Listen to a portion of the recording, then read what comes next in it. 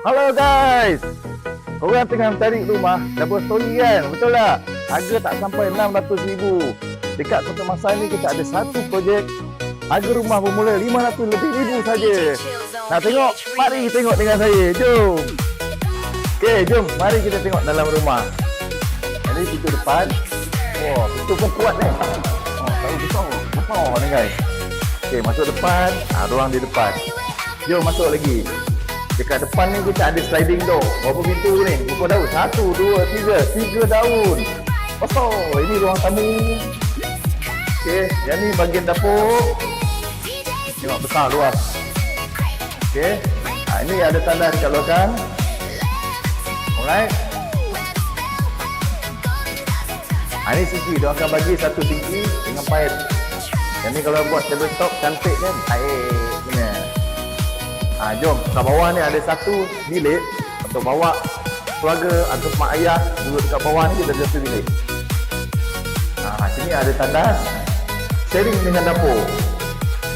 Sharing dengan dapur boleh tahan. Ni 10 kaki lebih kurang sepanjang kat belakang. Jom kita naik bahagian atas pula.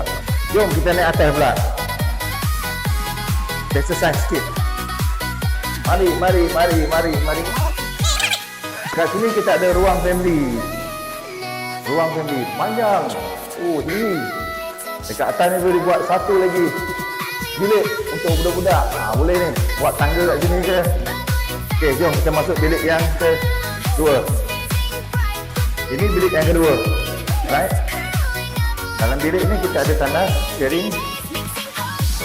Tandas sharing. Okey. Okey, tanda ni kita boleh tembus bilik sebelah. Oh, dok. Boleh tembus dekat bilik sebelah. Bilik yang nombor 3. Besar. Ini boleh jadikan bilik anak lah. Okey, jom kita pergi master bedroom. Right? Sama. Ni lagi luas. Wah. Ni terus pergi ke hadapan.